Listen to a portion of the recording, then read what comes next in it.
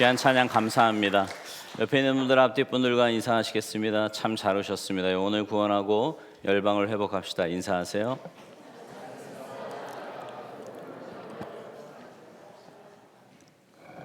오늘은 고린도전서 15장 34절입니다. 34절 한 절 우리 함께 암송하겠습니다. 시작. 깨어 의를 행하고 죄를 짓지 말라. 하나님을 알지 못하는 자가 있기로 내가 너희를 부끄럽게 하기 위하여 말하노라. 고린도전서 15장 34절 말씀. 아멘. 마지막 주만 잘 외우시는 것 같아요. 열심히 이제 한 3분의 1 정도 남았는데 끝까지 잘 하셨으면 좋겠습니다. 여러분 성지순례 가보셨죠? 네, 뭐 가보신 분도 있고 안 가보신 분도 있을 텐데, 성지순례는요 특성상 한 호텔에 오래 머무를 수가 없습니다. 거의 매일 호텔을 바꿔가며 잠을 청해야 하지요. 그래서 이렇게 짐을 막 다 풀지도 않아요. 그냥 그날 필요한 것만 좀 빼고, 왜냐하면 계속 호텔을 바꿔야 되니까 그럴 수밖에 없는 거죠. 근데 호텔에 가면은요, 특별히 터키 쪽에 성지순례를 가면 서랍장이나 옷장에 화살표가 하나씩 있습니다. 혹시 보신 적 있으세요? 네, 가지도 않았는데 보기는 뭘 봐, 뭐 이런 표정인데 내후년에는 꼭 같이 갔으면 좋겠어요. 근데 터키 가보면 그 화살표가 있는데, 그 화살표는 뭘 뜻하냐면요, 이슬람의 제1성지인 메카 쪽을 향하고 있는 겁니다. 그래서 그 화살표에 영어로도 Directions to Mecca 이렇게 써 있어요. 무슨 말이냐면, 그들은요 출장이나 여행으로 집을 떠나서 호텔에 머물 때에도 하루에 5번 정해진 시간에 메카를 향해 기도를 해야 되기 때문에 그런 사인이 어디에나 붙어 있다는 거예요. 근데 그도 그럴 것이, 터키 국민 중에 무슬림의 퍼센트가 99%가 넘습니다. 자기네들은 국교 아니라 그러거든요. 이슬람교가 국교 아니라고 말하는데, 가장 영향력 있고 가장 압도적인 종교가 바로 이슬람교예요. 터키, 오늘날 튀르키예라고 하는데요, 근데 사실 그곳은요 창세기에 족장이 있었던, 아브라함이 활동했던 땅이고요, 노아의 방주가 묻혀있던 아라랏산이 있는 곳입니다.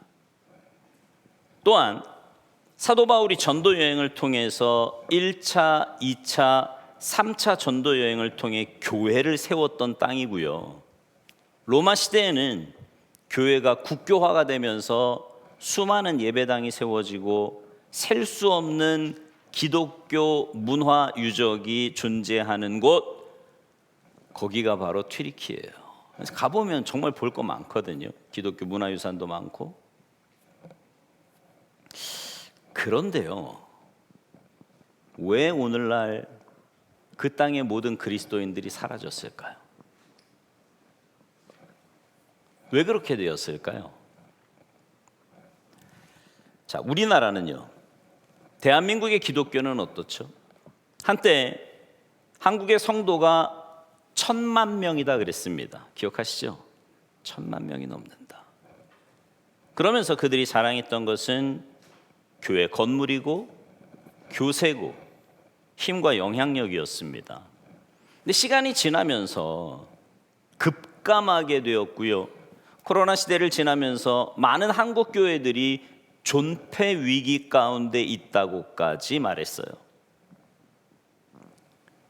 외형적인 것들은 참 많이 자랑했는데, 혹 우리나라가 튀르키예처럼 예전의 영광만을 자랑하는 그런 한국 교회가 될까 두렵습니다. 그리고 기도하게 돼요. 여러분, 정말 이 나라를 위해서 기도하셔야 합니다.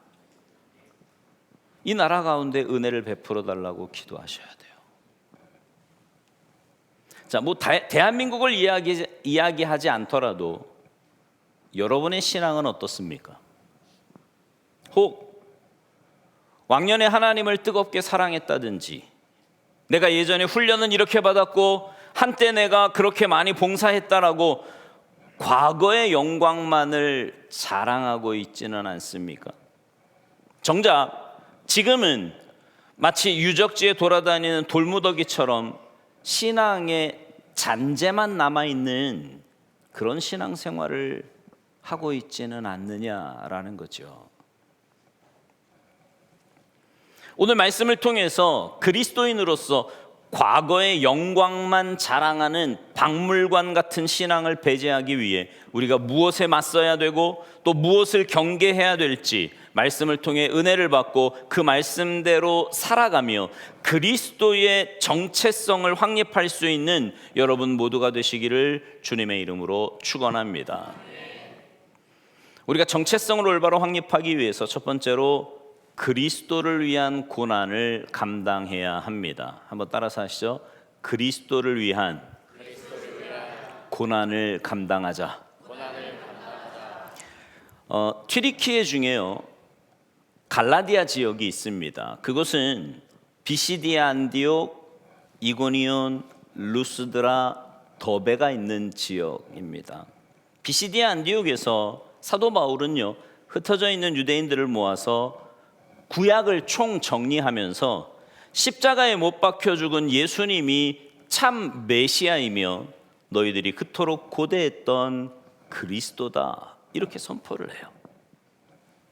그러자 그때부터 놀랍게 수많은 사람들이 예수님을 믿었다고 이야기합니다. 그러나 동시에 그때부터 바울과 바나바를 향한 핍박이 본격적으로 시작이 됩니다. 그래서 이들은 비시디아 안디옥에서 핍박을 피해 이고니온이라는 곳으로 도망치게 됩니다. 바로 그곳에서 오늘 본문 1절이 시작이 되는 거예요. 우리 1절 말씀, 오늘 본문 1절 말씀 같이 읽겠습니다. 시작. 이에 이고니온에서 두 사도가 함께 유대인의 회당에 들어가 말하니 유대와 헬라의 허다한 무리가 믿더라. 아멘. 자, 바울과 바나바가요 자신들이 파송받았던 근본적인 목적, 복음 전파하는 일에 자신의 모든 걸 겁니다. 환난과 핍박이 있더라도 멈추지 않는 거지요. 그때에 하나님께서 이고니온에 은혜를 베푸셔서 허다한 무리가 그리스도를 영접하게 되는 놀라운 복을 경험하게 됩니다. 근데 복음을 전하면서 그런 은혜만 경험하고 그런 기쁜 일만 있다면 얼마나 좋겠습니까? 많은 그런 일만 있었던 건 아니에요. 2절 말씀, 오늘 본문 2절 말씀 같이 읽겠습니다. 시작. 그러나 순종하지 아니하는 유대인들이 이방인들의 마음을 선동하여 형제들에게 악감을 품게 하거늘. 자, 말씀을 듣고 영접하는 사람들도 물론 있었지만 믿기를 거절하는 이들이 이방인들의 마음을 선동해서 그들에게 비방, 모욕, 협박을 행했다는 거죠. 서두에서 말씀드렸듯이 비시디아 안디옥에서 바울과 바나바는 오늘 본문인 이고니온의 핍박과 박해 때문에 움직이게 됩니다. 그런데 이고니온에서도 동일한 일이 발생해요. 자, 여러분이 복음을 전해요. 복음을 전했더니 막 괴롭히는 거예요. 사람들이 막 핍박을 해요. 그래서 다른 곳으로 이사를 갔습니다. 옮겨갔어요. 거기서 복음을 전했더니 또 핍박이 와. 그럼 여러분 어떻게 하시겠어요? 그래도 계속 전해 아니면 안 전해? 분리하면 웃더라. 그냥 꼭 대답 안 하고. 네? 여러분 어떻게 하실 거예요? 가는 데마다 복음을 전하는데 전할 때마다 핍박이 와요. 고난이 와요. 그럼 어떻게 하실래요? 복음 전할 것 같아요? 전한다는 분들이 있네. 그래도 일부 때는 솔직하게 그러더라고. 힘들 것 같아요. 그게 솔직한 고백 아닐까요? 그러니까 멈출 법도 하잖아요. 그 정도 되면 멈출 법도 한데 그들은요 이 사역을 멈추지를 않는 거예요. 3절 보실래요? 3절 시작. 두 사도가 오래 있어 주를 힘입어 담대히 말하니 주께서 그들의 손으로 표적과 기사를 행하게 하여 주사 자기 은혜의 말씀을 증언하시니. 핍박 속에서도요 하나님의 말씀을 증언했대요. 그랬더니 그 결과 4절 말씀 시작. 그 시내의 무리가 나뉘어 유대인을 따르는 자도 있고 두 사도를 따르는 자도 있는지라. 아멘. 이게 극명하게 나뉘었다는 거죠. 여러분, 이것이요 우리가 복음을 전할 때 자연스럽게 일어나는 현상이라고 말씀합니다. 우리가 복음을 전하면 막 다 예수 믿는다 그러면 얼마나 좋겠어요. 신나지 않겠습니까? 그럼 맨날 복음 전하고 싶을 거야. 근데 성경은요 복음이 전해지는 곳마다 예수님을 따르는 자도 있고 그 복음을 듣고 격렬하게 비방하며 거부하는 자도 생겼다라고 성경은 말씀하는 거예요.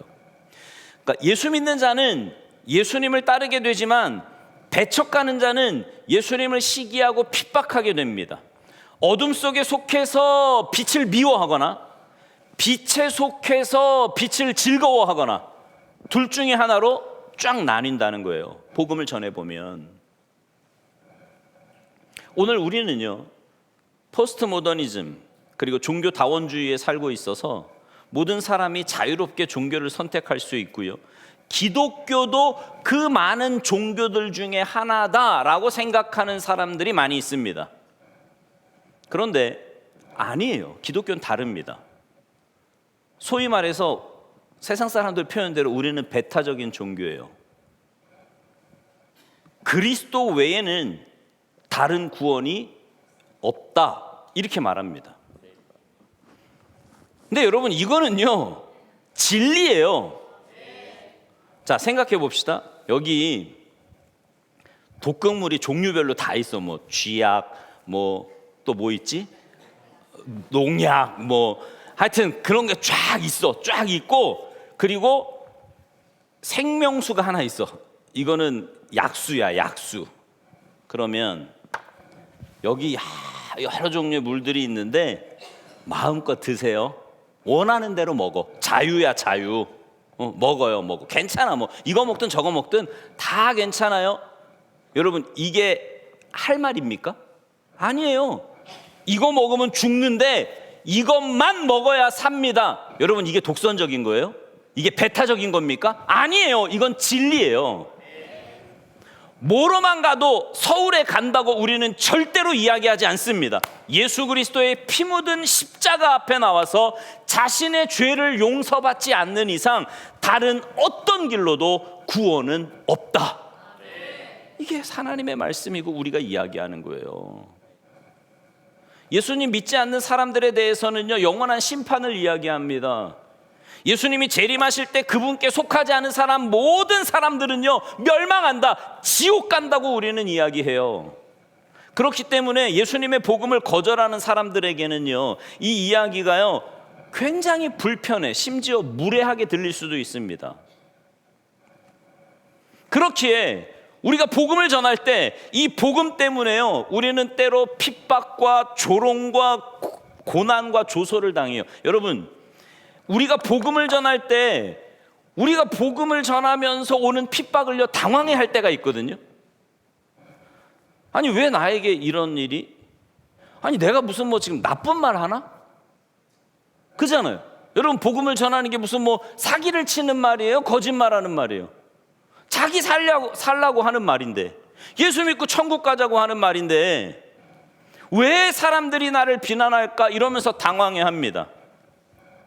근데 여러분, 초대교회에서부터 진리된 복음이 선포될 때는 항상 언제나 핍박과 고난과 조소가 있었어요. 그게 정상입니다. 여러분이 복음을 전하면서 고난을 받는다면 아, 나 지금 정상적으로 신앙생활하고 있구나 이렇게 생각하셔야 돼요. 왜 이러지? 내가 따신밥 먹고 뭐 하는 짓이지? 이제 그만해야지 이렇게 생각하지 말고 정상이구나. 왜냐하면 여러분, 세상은요 모든 게 다 좋은 게 좋은 거라고 이야기하거든요. 근데 기독교는요 아니래요. 망한대요. 망한대, 그 길로 가면. 그러니 이 복음이 어찌 사회에서 환대받을 수 있으며 이 복음이 어찌 사람들에게 환영받을 수 있겠냐고요. 어느 곳을 가던 진리된 복음이 선포될 때는 늘 조롱과 핍박과 고난이 있었어요. 정상입니다. 그게 정상이에요.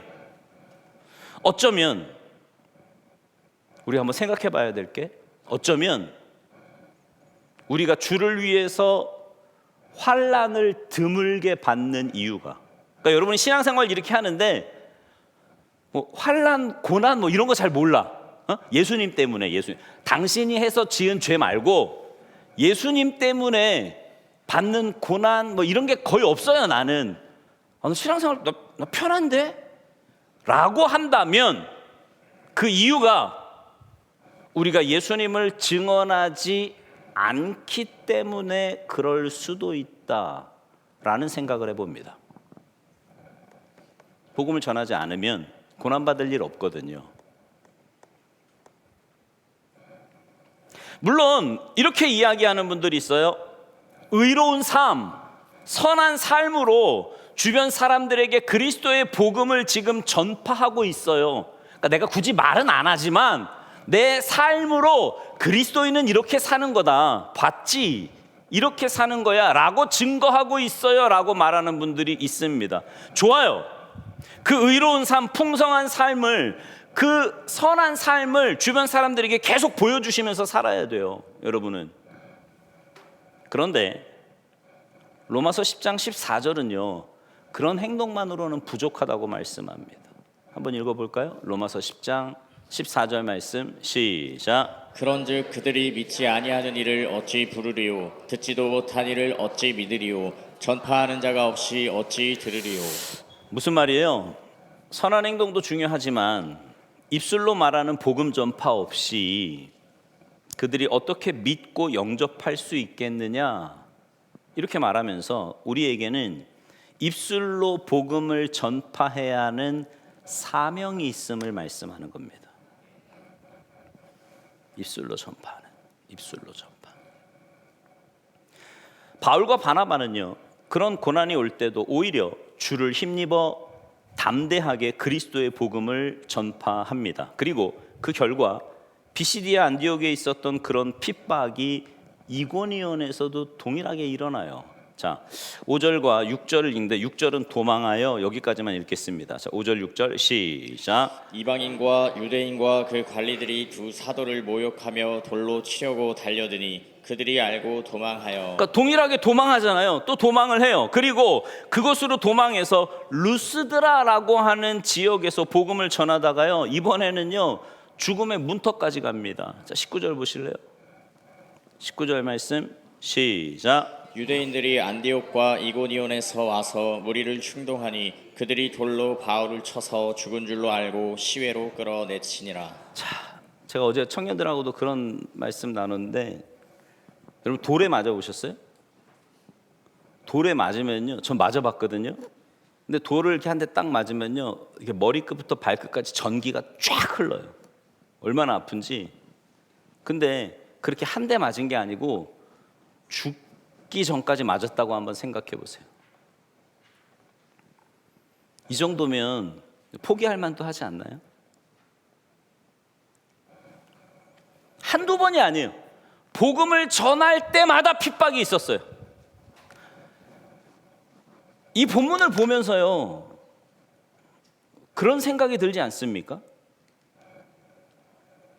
그들이 믿었던 복음과 우리가 믿는 복음이 무슨 차이가 있길래 한쪽은 가는 곳마다 복음을 전해서 돌에 맞고 죽을 뻔한 위험을 받고 조롱과 조소가 있음에도 불구하고 쉬지 않고 복음을 전하는 반면 한쪽은 내 자존심 때문에, 부끄러움 때문에, 아니면 내가 손해보는 것 같아서, 아니면 진리에 대한 불확실성 때문에 복음을 전하기는커녕 그 복음에 대한 감격도 없이 하루하루 살아가고 있는 걸까? 무슨 차이예요? 지난 시간에 대린 쿠유에 대해서 말씀을 드렸어요. 기억하십니까? 근데 여러분 그 안에 있는 사람들이요 그냥 나와서, 문 밖에 나와서 나 이제 예수님 안 믿는다고, 내가 시저 숭배하겠다고 그렇게 이야기하면요, 먹고 싶은 거 마음대로 먹을 수 있고요, 가고 싶은 거 마음대로 자유스럽게 다닐 수 있고요, 여유로운 생활하면서 그냥 그렇게 내 마음대로 살 수 있어요. 근데 그들은요, 그렇게 세상이 주는 그 모든 안락함을 다 포기해버리고 맙니다. 동굴에 들어가서요, 한두 달 지내는 게 아니라니까요. 몇 년 살았다 그랬어요? 250년, 250년. 여러분, 250년이라는 세월은 무슨 말이냐면 거기 들어가서 죽겠다 이거예요. 근데 보통 왜 그러잖아요. 나는 가서 죽을지언정 넌 그래도 좀 편하게 살아라. 이게 부모의 마음인데 아들, 딸들 다 데리고 들어가요. 왜요? 평생 햇빛도 보지 못하고 물이 귀한 그곳에서 햇빛을 보지 못하니까 허리가 굽는다니까요. 허리가 굽어지며 어두컴컴한 곳에서 나뿐만이 아니라 내 사랑하는 자녀들까지 다 데리고 들어가서 그곳에서 죽었을까요? 왜 그랬을까요? 왜냐하면 그들에게 있어서 세상의 안락함, 세상이 주는 평안함보다 그 예수 그리스도의 피 묻은 십자가를 부인할 수 없기 때문에, 그 사랑이 너무 커서 그래서 배반할 수 없었던 거예요. 그 사랑이 너무 커서. 근데 세상의 핍박이 너무 심하니까 동굴로 들어간 거죠. 근데 그들에게는 소망이 하나 있었어요. 뭐예요? 이 땅의 삶이 끝이 아니라는 거예요. 지금은 허리를 꾸부정하게 평생 햇빛을 못 보는 곳에서 살지만 천국의 소망이 있었다고요. 이 생의 삶이 잠시지만 이거 끝나면, 이 잠깐의 삶이 끝나면 하나님과 함께 눈물도 슬픔도 아픔도 이별도 없는 그 천국에서 영원히 살 수 있는 소망이 가득했기에 그들은 예수를 부인하고 이 땅에서 잠시 편안하게 사는 게 아니라 굴로 들어가 죽으면서 이 땅의 삶을 마감했다라는 겁니다. 혹시 여러분 가운데 예수님 때문에 조롱과 핍박을 받는 분이 있으십니까? 억울할 수도 있어요. 특히 요즘같이 극도의 이기주의화되고 내가 우상인 이런 세상에서 살면서 그런 고난을 좀 받으면요, 그런 생각도 듭니다. 내가 왜 이래야 되지? 내가 따신 밥 먹고 뭐 굳이 이런 소리 들어가야 되나? 남들 보니까 이렇게 신앙생활 안 하고 되게 편안하게 하는 것 같은데 라는 생각이 들 수도 있어요. 그런데 그 고난 앞에서 우리가 피 묻은 십자가의 보혈, 우리의 모든 죄를 사하시고 우리에게 영원한 소망을 주신 그 예수님을 기억한다면 우리는 주님을 위해 그 고난을 맞서며 감당하며 살아갈 수 있을 것이라 확신합니다. 그리고 우리는 이 세상이 끝이 아니잖아요. 천국이 있잖아요. 하나님 나라. 그렇기에 그 소망을 갖고 기도하며 나아가기를 주님의 이름으로 축복합니다. 디모데전서 2장에 보면 나라와 위정자들을 위해서 기도하라 그래요. 왜요? 평안한 삶을 위해서 이 땅에서 복음을 전할 수 있도록, 그런 나라가 될 수 있도록, 하나님의 통치가 이곳 가운데 임하는 나라가 될 수 있도록 기도하고, 핍박 가운데, 조롱 가운데, 고난 가운데서도 담대히 맞서며 그렇게 살아가는 여러분 모두가 되시기를 간절히 바랍니다. 그리스도인의 정체성, 그것을 감당하며 나아갈 뿐만 아니라 두 번째, 신앙의 세속화를 경계해야 된다고 말합니다. 한번 따라서 하시죠. 신앙의 세속화를 경계하자. 자, 이제 핍박으로 인해서 루스드라라고 하는 지방으로 쫓겨났어요. 물론 맨 뒤에 돌에 맞아 죽을지언, 여기서도요, 나중에 아까 19절 읽었잖아요. 그게 루스드라에서 일어난 일이거든요. 돌에 맞아 죽을 뻔하지만 그 안에요, 이제 복음을 전하다가 어떤 일이 벌어지냐면 나면서부터 걷지 못한 자가 치유를 받아요. 벌떡 일어납니다. 한번 상상해 보세요. 전혀 걷지 못했던 사람이 나사렛 예수님의 이름으로 명하노니 일어나 걸어라 그랬더니 정말 벌떡 일어나는 거예요. 막 걸어요. 그러자 11절에, 오늘 보면 11절에 무리들이 이렇게 소리를 칩니다. 11절 보세요. 시작. 우리가 바울이 한 일을 보고 루가오니아 방언으로 소리질러 이르되 신들이 사람의 형상으로 우리 가운데 내려오셨다 하여. 그러면서 12절에 뭐라고 이야기하냐면 바나바를 뭐라 그래요? 제우스라 그러고요. 바울을 뭐라 그래요? 헤르메스다. 이러면서 그들을 숭배하기 시작합니다. 자, 이거는요, 그 시대의 그리스 신화를 좀 알 필요가 있어요. 그리스 신화 중에 제우스와 헤르메스라고 하는 신이 인간의 몸을 입고 이 땅에 왔어요. 신화예요, 신화. 그리스 신화.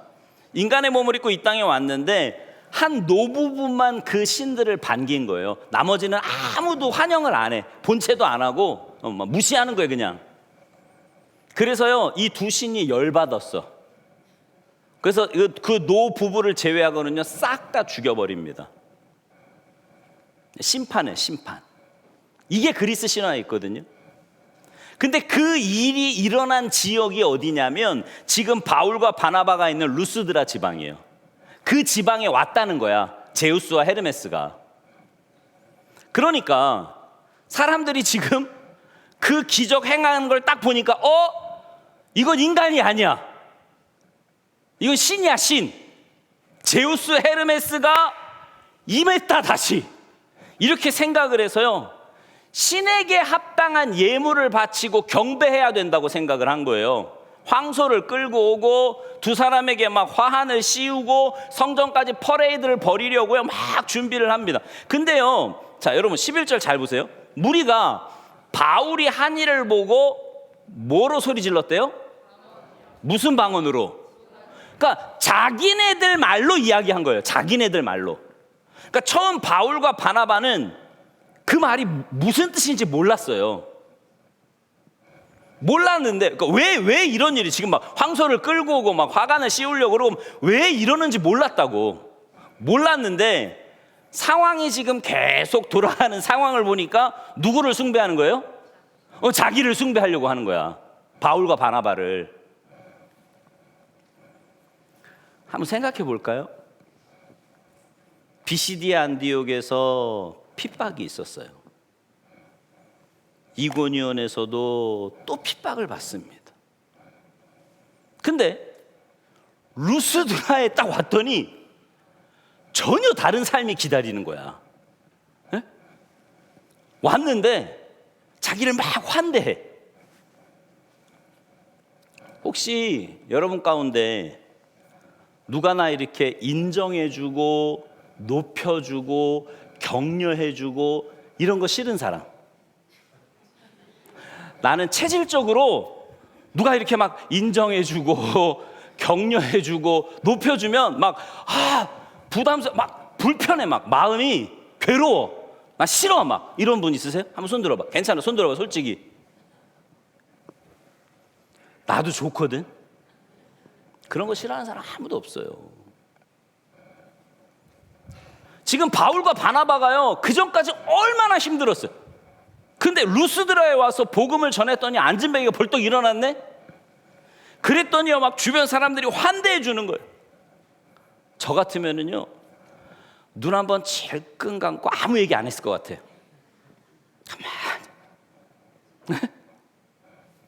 무슨 뭐 내가 그다, 뭐 네가 말, 이런 말도 필요 없어. 그냥 왜? 지들이 알아서 하니까 가만히 있으면. 그러면 지금까지 내가 받았던 핍박, 조롱, 고난 이런 거 다 사라지고요, 인정해 준대잖아, 높여 준대잖아요, 숭배해 준대잖아요. 얼마나 좋아. 막 먹을 것도 주고 막 편안한 삶이. 아마 거기서 신처럼 살았을 수도 있을걸. 남은 생은 신처럼 살더라, 뭐 이랬을 수도 있어요. 둘이. 이거보다 더 좋은 삶이 어디 있어요, 인간적으로 보면. 근데 놀랍게도요, 바울과 바나바가 그렇게 하지 않습니다.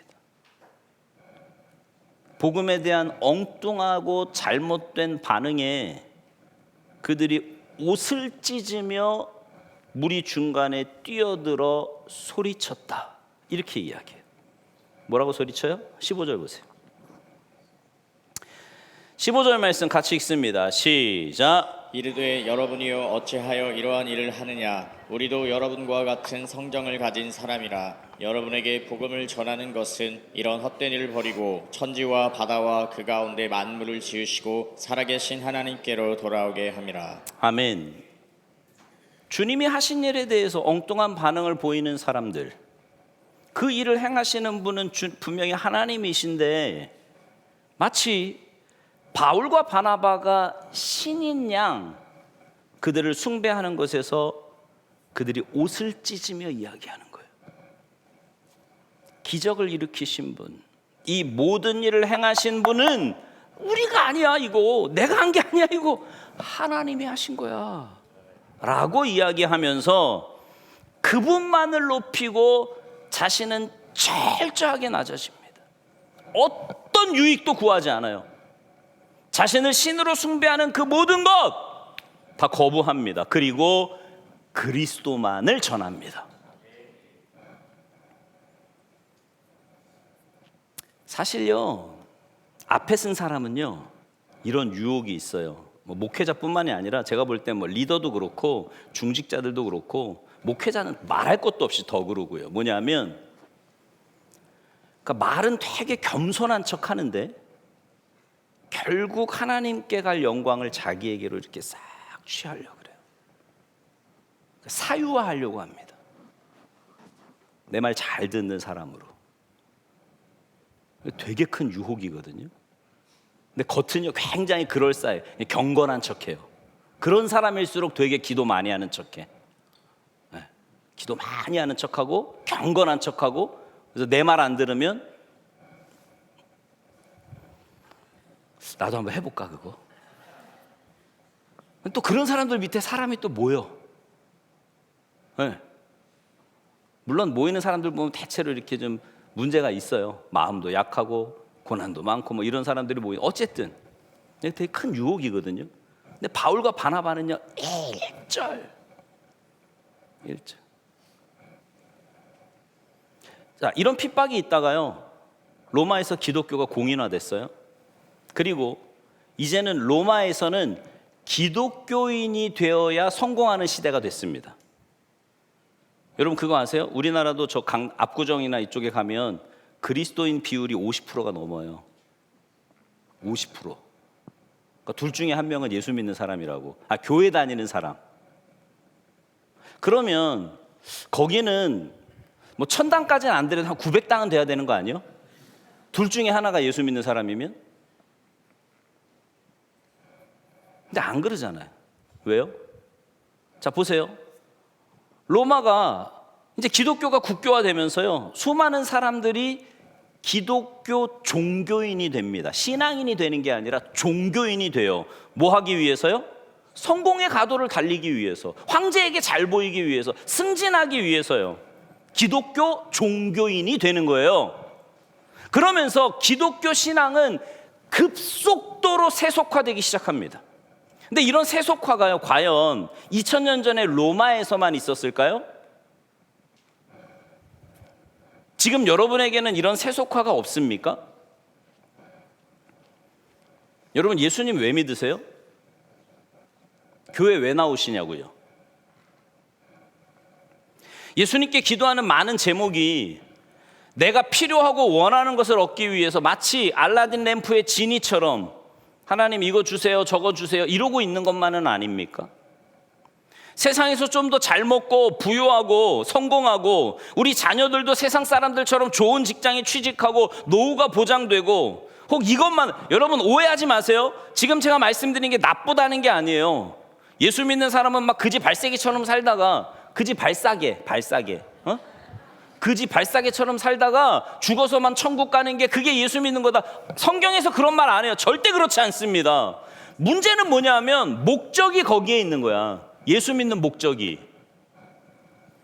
그것만을 위해 교회 다니고 그것만을 위해 예수 이름 부르고 그것만을 위해서 신앙생활하고 있지는 않느냐라는 거죠. 우리가 성경 곳곳에 보면요 예수님 제대로 믿으면 고난당할 수밖에 없다고 말씀합니다. 그렇죠. 세상의 원리를 거슬러서 사는데 어떻게 고난이 없어요? 근데 우리 가운데 고난을 당하잖아요. 그럼 반응이 뭐예요?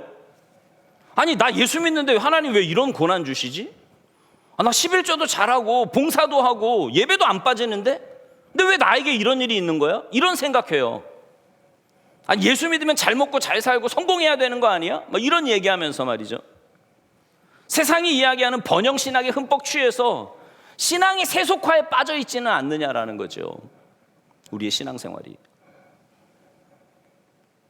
그러면요 여러분, 이런 세속화를 어떻게 경계하고 벗어날 수 있을까요? 튀르키예에 괴레메라는 지역이 있어요.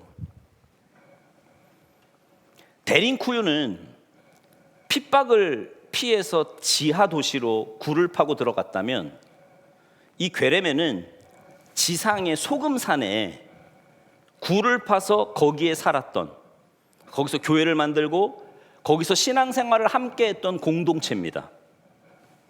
근데 이 괴레메가 굉장히 독특한 게 뭐냐면, 그 지역이 기독교가 공인화되어서 핍박이 끝난 후에 생긴 공동체라는 거예요. 핍박이 끝난 후에. 이해가 되십니까 여러분? 데린쿠유는 핍박 때문에 지하로 내려가잖아요. 이건 이해가 되시잖아요, 그죠? 근데 기독교가 공인화됐다니까요. 더 이상 핍박 없어.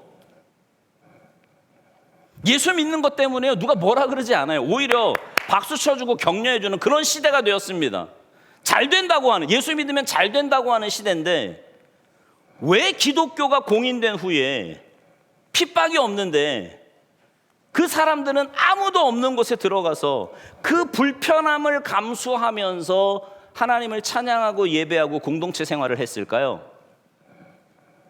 왜냐하면 기독교가 세속화되었기 때문에 그런 거예요. 기독교가 부와 명예를 쫓는 수단이 되었기 때문에 그런 거라고요. 기독교가 완전히 세속화되었기 때문에 그들은 그것을 경계하며 편안한 삶, 안락한 삶이 아닌 진리와 본질을 찾기 위해 세상을 떠나 그곳에서 굴을 파고 그곳에서 하나님을 예배하며 찬양하며 진리를 찾으려고 노력했던 공동체의 모습이었습니다. 여러분, 우리가 사는 21세기는요 어찌 보면 핍박보다는 세속화에 물든 우리의 모습을 더 많이 보게 되는 것 같아요. 저도 여러분도 이미 신앙의 세속화가 깊이 들어와 있어, 우리 안에. 아까도 말씀드렸잖아요. 예수 믿어서 그런 고난 받는다 그러면 과연 몇 명이나 여기 있을까? 그 왜요? 예수 믿는 목적이 너무 세속화된 게 너무 많거든, 우리 안에. 자, 그러면 이거 어떻게 벗어날 수 있을까요? 이걸 어떻게 씻어낼 수 있을까요? 디트로이트 본 회퍼라고 하는 신학자가 기도에 대해서 이렇게 정의했어요. 기도는 개인과 공동체를 날마다 정화하는 목욕과 같다. 다시요. 기도는 개인과 공동체를 날마다 정화하는 목욕과 같다. 여러분, 목욕 매일 하시죠? 샤워 매일 하시죠? 지금 웃는 분들은 조금 수상한 분들이야. 매일 씻잖아요. 매일. 기도가 그런 거래요. 그러니까 기도는 뭐 해야 돼요? 언제 해야 돼요? 매일 해야 돼. 매일. 여러분, 세상은요 끊임없이 우리로 하여금 세속화의 옷을 입혀요. 세속화요. 근데 그걸 씻어내는 방법이 뭐라고요? 그게 기도예요. 그게 기도. 여러분, 하루에 기도 얼마나 하세요? 솔직히. 대답은 하지 마세요. 옆에 사람 시험 드니까 속으로 대답해봐요. 하루에 기도 얼마나 하세요? 내가 누누이 이야기하잖아요. 흰 개랑 검은 개랑 싸우면 누가 이겨? 잘 먹은 개가 이겨요. 근데 여러분은 세속화의 것들은 무진장 먹고 살거든. 아, 목사님 저는 그런 거 안 먹어요. 가만히 있어도 먹어. 그거는 왜요? 맨 보고 듣는 게 핸드폰. 애고 어른이고요, 핸드폰 안 달고 사는 사람이 없어. 근데 핸드폰 열면 다 영적인 것만 나와. 여러분 거기 보면 막 주일 설교 듣고 금요 예배 보고 뭐 이래? 매일 쇼츠 보잖아 이렇게 이러면서. 그지? 그게 뭐 하는 거예요? 맨 세상적인 거 먹는 거예요. 세상적인 거. 그러니 나도 모르게 그 세상의 가치관과 기준이 자연스럽게 들어와 있어요. 이거 없으면 안 되지. 역시 이게 최고야. 뭐 맨 세상적인. 근데 영적인 거는요, 여러분이 먹어야 돼. 예? 그게 기도하는 거고 말씀 보는 거예요.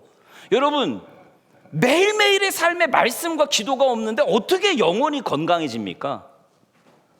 일주일만 굶어봐. 여러분 이게 궁금하신, 내 영혼이 얼마나 말말랐는가 궁금하신 분들은 일주일만 굶어봐. 그럼 여러분의 영혼의 상태를 정확하게 볼 수 있을 거예요. 기도함으로 본질을 파악해야 되고 그리스도의 복음이 뭔지를 깨달아야 되는 거예요. 주님과 교제함으로.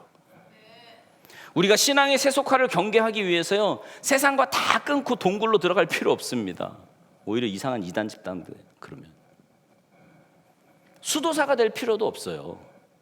세상과 인연을 끊고 산속에 들어가서 아무도 만나지 않을 필요도 없습니다. 신앙의 세속화를 경계하기 위해서 매일 아침 먼저 눈을 뜨면 무엇보다 말씀을 펴고 그 말씀을 통해서 하나님께서 우리 가운데 주신, 내게 주신 레마의 말씀을 기억하고 본헤퍼가 이야기했던 것처럼 기도를 통해서 계속해서 우리 자신에게 입혀진 그 세속화의 옷을 벗어버리고 정화하는 작업을 계속한다면 우리는 세상에 찌든 이 세속화의 물결 속에 흘러가지 않고 저항하며 믿음의 길을 걸어가게 될 줄로 믿습니다. 여러분 함께 모여서 기도하셔야 돼요. 요즘 금요일마다 얼마나 열심히 모여서 기도하는지 몰라요. 여러분 새벽에 뭐 하세요? 뭘 뭐해, 자겠지. 새벽을 깨우셔야 돼요. 기도하셔야 된다고. 말씀을 묵상하셔야 됩니다. 그리고 본질이 무엇인지 깨달아서 계속해서 비본질적인 것, 세속적인 것은 내려놓고 진리를 찾아 나아간다면 우리는 그리스도 안에서 하나님이 주신 올바른 정체성을 가지고 믿음의 길을 걸어가게 될 줄로 믿습니다. 그런 믿음과 마음으로 하루하루 주님과 동행하며 살아가는 여러분 모두의 삶이 되시기를 주님의 이름으로 축원합니다. 찬양하겠습니다.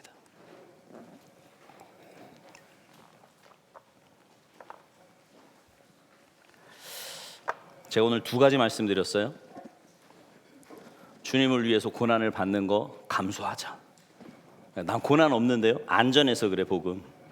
우리 복음 전하는 삶을 살게 해달라고 기도합시다.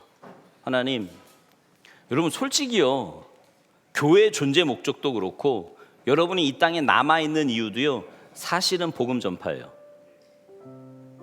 천국이 더 좋다 그러면 예수 믿으면 바로 데려가셔야지. 근데 왜 남겨두셨어요? 여러분을 통해서, 물론 여러분을 천국 백성으로 만드시는 것도 있지만 여러분을 통해서 복음을 전파하게 하기 위해서요. 두렵습니까?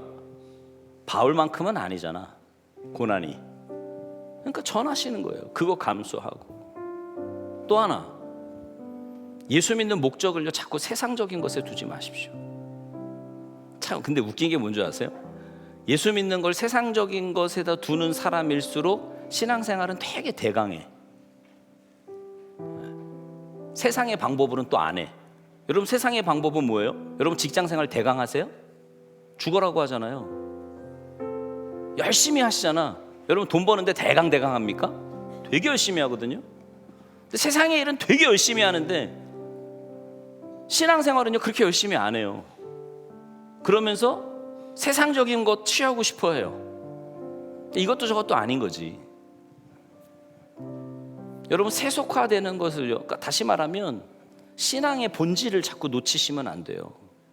우리는 천국 백성입니다. 누가 뭐래도 여러분은 하나님의 자녀예요. 하나님의 자녀로 살아가셔야 돼. 이 시간 찬양하고 기도할 건데, 하나님 주님을 위해서 받는 이 고난 두려워하지 말게 하시고 복음 전하며 살도록 도와주시옵소서. 내가 신앙의 목적이, 예수 믿는 목적이 눈에 보이는 것, 엉뚱한 것에 자꾸 영향받지 않고 하나님께만 영향받고 믿음으로 살아가는 삶이 되게 해달라고 우리 찬양하시고 기도하겠습니다.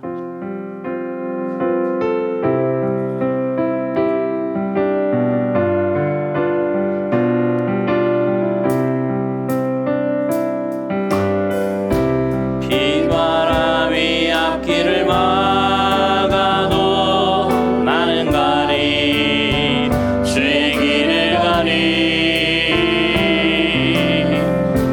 눈보라가 앞길을 가려도 나는 가리 주의 길을 가리